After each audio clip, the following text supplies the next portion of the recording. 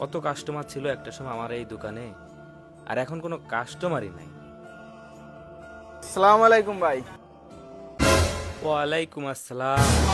কি ব্যাপার ভাই, আগে আপনার দোকানে কত মানুষের ভিড় পড়ে থাকতো, কাস্টমারের অভাব ছিল না। আরে এখন দেখতেছি সব ফাঁকা, কোনো লোকজন নাই। তাছাড়া গ্রামের লোকজন আপনার দোকান নিয়ে কি যেন কানাঘুষা করে। কি হয়েছে কি বলেন তো একটু। হুজুর, আমার সাথে কি হচ্ছে আমি নিজেও বুঝতে পারতেছি না। এই রমজান মাস আসার পর থেকে আমার মধ্যে কেমন একটা লোভ চলে আসে। আমার কানের দ্বারে মনে হচ্ছে যে কে যেন এসে বলতেছে সবকিছুর দাম বাড়াই দে, সবকিছুর দাম বাড়াই দে। হুজুর, না পারে লোভে পড়ে আমি সবকিছুর দাম বাড়াই দিছি। এরপর থেকে তো কাস্টমার আমার দোকানেই আর আসে না। ভাই, রমজান মাস হচ্ছে রহমত আর বরকতের মাস। এই মাসে উচিত সকলের বেশি বেশি করে ভালো কাজ করা। আর আপনি শয়তানের কথা বলতেছেন। শয়তান রমজান মাসে থাকে আটকা। আসলে যেটা হয় সেটা হচ্ছে আমাদের নিচু মন মানসিকতা।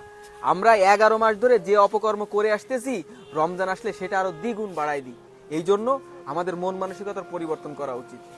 হুজুর, আমি আমার ভুল বুঝতে পারছি। আসলে নফসের ধোকায় পড়ে আমি এই কাজগুলো করেছি। এখন থেকে আমি এই কাজ আর করবো না। আমি বাজার মূল্য যেটা তার থেকেও দামে কম রাখবো এই রমজান উপলক্ষে, ইনশাল্লাহ।